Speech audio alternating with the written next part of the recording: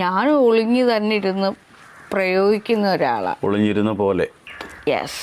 അതുകൊണ്ടാണ് ഞാൻ എപ്പോഴും പറഞ്ഞിരുന്നത് എൻ്റെ ക്യാമറയുടെ മുന്നിൽ വാ.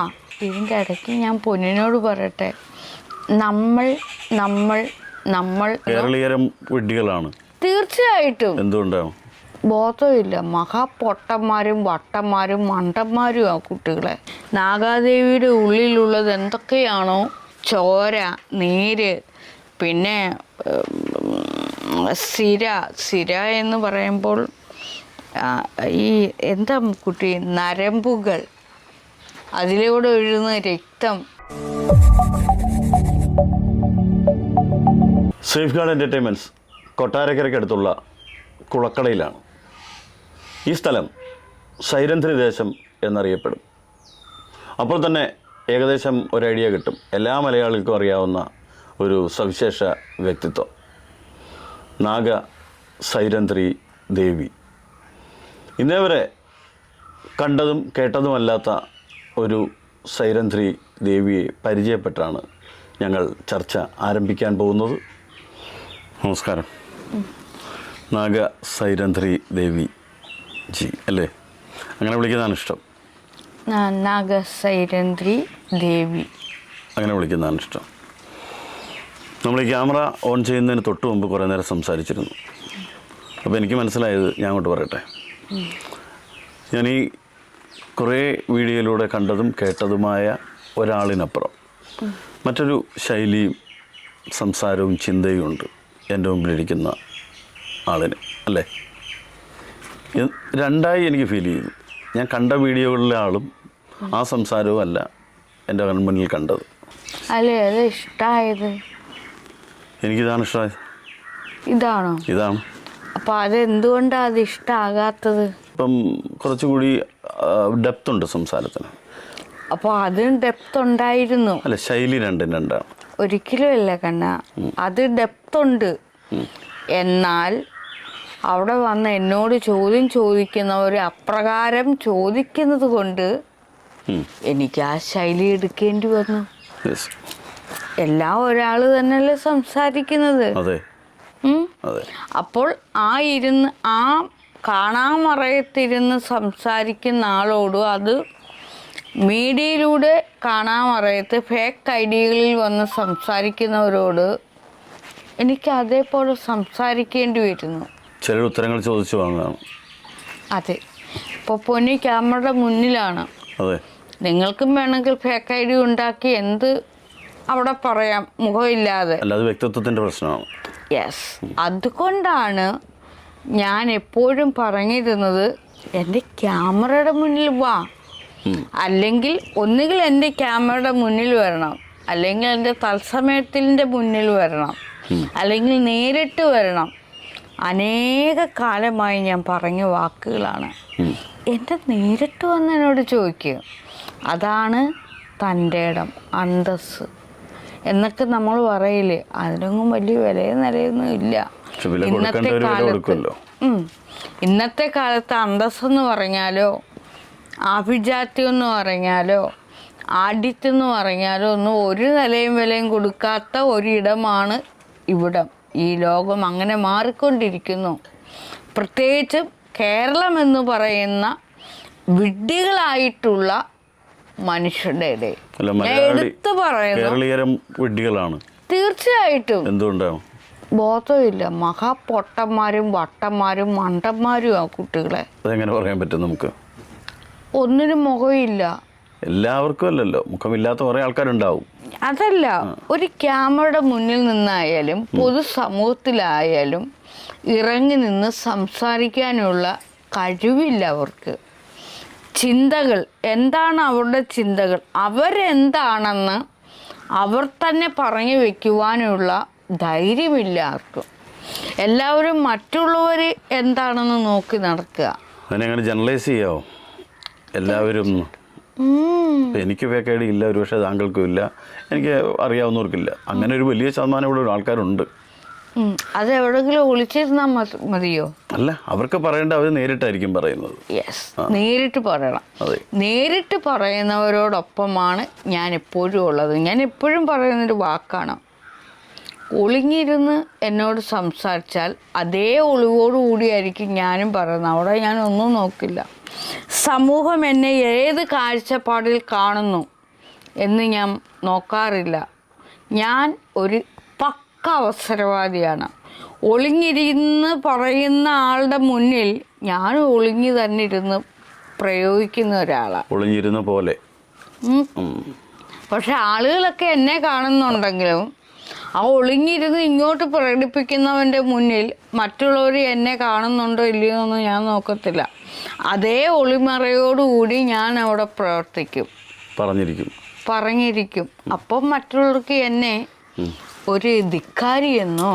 ഞാൻ ചോദിക്കാൻ പോവാണ്, അത്തരം മറുപടികളിലൂടെയാണ് ഞാൻ നേരത്തെ പറഞ്ഞതുപോലുള്ള ഒരു പേഴ്സണാലിറ്റിയെ ലോകം വിലയിരുത്തുന്നത്. അത് നമ്മുടെ നാട്ടിൽ ഒരുപാട് പേർക്ക്, ഇപ്പം ഞാൻ നേരിട്ട് കണ്ട പരിചയപ്പെട്ട ഒരാളിനെ അല്ല ലോകം അറിയുന്നത്. അതായത് ഈ നാഗസൈരന്ധ്രി എന്ന് വിളിക്കുന്ന വ്യക്തിയെ പറ്റി ഇപ്പം എനിക്ക് ഉള്ള ഒരു ഒരു എന്താ പറയുക അഭിപ്രായമല്ല മറ്റു പലർക്കും ഉള്ളത്. അതിന് കാരണം ഇത്തരം മറുപടികളാണ്. അപ്പം അത്ര ഇമേജിലൊന്നും ഒരു വിശ്വാസമില്ല. കുറച്ച് ദിവസങ്ങൾ അല്ലെങ്കിൽ കുറച്ച് ദിവസങ്ങൾ വേണ്ട, ഇപ്പോൾ ഈ ഇരിക്കുന്ന ഇരിപ്പിൽ തന്നെ അങ്ങ് ചത്തുപോകാവുന്നതേ ഉള്ളൂ, ബോഡി ഡെഡ് ആവാവുന്നതേ ഉള്ളൂ. അപ്പോൾ എന്തിന് ഞാൻ വിശ്വാസം കൊണ്ട് നടക്കണം, അവിശ്വാസം കൊണ്ട് നടക്കണം, എന്തിനു വലിയ ആളാണെന്ന് പറഞ്ഞുകൊണ്ട് നടക്കണം? ഞാൻ എന്തിനങ്ങനെയൊക്കെ ചെയ്യണം? അവിടെ എനിക്ക് ഒന്നും നോക്കേണ്ടതില്ല, ഞാൻ ആരുമല്ല ഈ ലോകത്ത്. ഫ്രീ ബേഡാണ്. എല്ലാവരും പറയില്ലേ അന്തസ്സ്, ആഭിജാത്യം. ഒരു രോഗം വന്നാൽ ആ പറഞ്ഞു നടക്കുന്നതുകൊണ്ട് അന്തസ്സും ഇല്ല, ആഭിജാത്യം ഇല്ല, ഒന്നുമില്ല, കുലീനത്വം ഇല്ല, യാതൊന്നുമില്ല. രോഗി തന്നെയായി മാറും. ഈ അന്തസ്സ് അല്ലെങ്കിൽ വ്യക്തിത്വം എന്ന് പറയുന്നത് അത് വേറൊരു അർത്ഥത്തിൽ നമ്മളെ മറ്റൊരാൾ കാണുന്നതും നമ്മളെ മനസ്സിലാക്കുന്നതും കൂടിയാണല്ലോ, നമ്മളെ വിലയിരുത്തുന്നതും കൂടിയാണല്ലോ. ഇതിൻ്റെ ഇടയ്ക്ക് ഞാൻ പൊന്നിനോട് പറയട്ടെ, നമ്മൾ എന്നുപയോഗിക്കുന്നത് അവനവനെ തന്നെയാണ്. ഞാനെന്ന വ്യക്തി ഒരു ഐസൊലേറ്റഡ് അല്ല, ഒറ്റയ്ക്ക് ജീവിക്കുന്ന ഒരാളല്ല. ഞാൻ ഈ സമൂഹത്തിലൊരു പാർട്ടാണ്. അപ്പോൾ ഈ സമൂഹത്തിൻ്റെ ചില സവിശേഷതകളോട് ഞാൻ പൊരുത്തപ്പെടേണ്ടതുണ്ട്. നിങ്ങൾ കാണുന്ന സമൂഹത്തെയല്ല ഞാൻ കാണുന്നത്, അതാണ് രണ്ടും. തീർച്ചയായും. കാരണം ഞാൻ എപ്പോഴും കാണുന്നത് സമൂഹം എന്ന് പറയുന്നത് എന്നെ തന്നെയാണ്. അതെങ്ങനെ ശരിയാവും? അത് എനിക്ക് ശരിയാണ്. നിങ്ങൾ സമൂഹമെന്ന് പറയുന്നത് ഈ നിങ്ങളുടെ കണ്ണുകൾ കൊണ്ട് കാണുന്ന ഈ കാഴ്ചകളെയാണ് സമൂഹമെന്ന് വിലയിരുത്തുന്നത്. പക്ഷെ നാഗദേവി അങ്ങനെയല്ല. കണ്ണുകൾ അടച്ച് ഉൾക്കണ്ണിൽ നാഗാദേവിയെ തിരിച്ചറിയുന്നു. നാഗാദേവിയുടെ ഉള്ളിലുള്ളത് എന്തൊക്കെയാണോ അവിടെ നാഗാദേവി പുറത്തേക്ക് കൊണ്ടുവരുന്നു. അവിടെ ചിലപ്പം കലകൾ കാണാം, ദേഷ്യം കാണാം, വെറുപ്പ് കാണാം, സന്തോഷം കാണാം, സങ്കടം കാണാം, കണ്ണുനീര് കാണാം. അതിനെയെല്ലാം നാഗാദേവിയുടെ ഈ ശരീരത്തിലെ അല്ലെങ്കിൽ ഈ ദേഹത്തിലെ ഓരോ അംഗങ്ങൾ, ഈ അവയവങ്ങൾ, അവയൊക്കെ തന്നെ ചേർന്നതാണ് സമൂഹം. ഈ കണ്ണെന്ന് പറയുന്നത് നാഗാദേവി അതിനൊരു വ്യക്തിയായിട്ടാണ് കാണുന്നത്. ഒരിക്കലും ഞാൻ അതിനെ വേറിട്ടല്ല കാണുന്നത്. നാഗാദേവിയുടെ എല്ല്, അതായത് ഒരു അസ്ഥികൂടം, ആ അസ്ഥികൂടത്തിനകത്തിൽ ഒട്ടിച്ചു വെച്ചിരിക്കുന്ന ഈ കല്ലിനെ ഈ കണ്ണിനെ, കല്ലല്ല, ഈ കണ്ണിനെ നാഗദേവി ഒരു വ്യക്തിയായിട്ട്, ഒരു മനുഷ്യനായിട്ടാണ് കാണുന്നത്. ഇതിനെ ഒക്കെയും തന്നെ ഓരോ എൻ്റെ കുഞ്ഞുങ്ങളായിട്ടാണ് ഞാൻ കാണുന്നത്, അല്ലെങ്കിൽ ഒരു വ്യക്തിയായിട്ട്. ഈ മൂക്കിനെ ശ്വാസം തരുന്ന ഈ മൂക്ക്, ചുണ്ട്, വായ, പല്ല്, ഇത് എല്ലാം ഫുള്ള് ബോഡി മുഴുവൻ എൻ്റെ ഈ ദേഹമാണ് എനിക്ക് എൻ്റെ സമൂഹം. ഈ ദേഹത്തിൽ വരുന്ന ഓരോ ചലനങ്ങളും എനിക്ക് ഈ വിരലുകൾ, ഇവയൊക്കെ തന്നെ ചലിക്കുന്നവയാണ്. ഇവയൊക്കെ തന്നെ ഞാൻ ഓരോ മനുഷ്യനായിട്ടാണ് കാണുന്നത്. ഇവയൊക്കെ ചലിക്കാതിരുന്നാൽ നാഗാദേവി ചത്ത് ഡെഡാണ്. അതാണ് അല്ല അങ്ങനെ ആകുമ്പോൾ സൊസൈറ്റി എന്ന് വിളിക്കുന്ന കൺസെപ്റ്റിന്റെ പുതിയൊരു ഇന്റർപ്രിട്ടേഷൻ ആവും അത്. അപ്പോൾ നാഗാദേവി എപ്പോഴും നാഗാദേവിയുടെ ചലനങ്ങൾ എൻ്റെ കണ്ണ്, എൻ്റെ കാത്, എൻ്റെ മൂക്ക്, എൻ്റെ വായ്, എൻ്റെ ഹൃദയം, ഇനി പിന്നെ ഉള്ളിലേക്കാണ് പോകുന്നത്. ഉള്ളിലേക്ക് പോകുമ്പോഴവിടെ പച്ച മാംസമാണ്, ഇറച്ചി എന്ന് പറയും. പച്ച മാംസം, ദേഹം, ചോര, നീര്, പിന്നെ സിര എന്ന് പറയുമ്പോൾ ഈ എന്താ കുട്ടി, നരമ്പുകൾ, അതിലൂടെ ഒഴുകുന്ന രക്തം, മജ്ജ, മാംസം, പിന്നെ നമ്മളിൽ നിന്നും പോകുന്ന വിസർജ്യങ്ങൾ, അതെല്ലാത്തിനെയും കൂടെ ഞാൻ ഓരോ സമൂഹമായിട്ട് കാണുന്നു. അത് വേറൊരു കൺസെപ്റ്റാണ്. അതുവരെ ആരും അങ്ങനെ അത് പൊതുസംബോധന കൺസെപ്റ്റിലെ സമൂഹം ഇതല്ല. അതുകൊണ്ടാണ് നാഗാദേവി പറയുന്നത്, നാഗാദേവി അതുകൊണ്ട് വേറൊരാളാവുന്നു. അതുകൊണ്ടാണ് നാഗാദേവി പറയുന്നത്, നിങ്ങൾ ചിന്തിക്കുന്നത് പോലെയല്ല, എൻ്റെ ചിന്തകൾ രണ്ടും രണ്ടാണ്. അതുകൊണ്ടാണ് ഞാൻ പറഞ്ഞത്, നിങ്ങൾക്ക് എന്നെപ്പറ്റി അറിയണമെന്നുണ്ടെങ്കിൽ മീഡിയയിൽ വന്ന് എഴുതി വെക്കാതെ വീഡിയോ ഇട്ട് പറയാതെ നേരിട്ട് വരൂ. നേരിട്ട് വന്നതുകൊണ്ടല്ലേ കുഞ്ഞുങ്ങളെ നിങ്ങളെല്ലാവരും ഇതറിഞ്ഞത് അല്ലേ?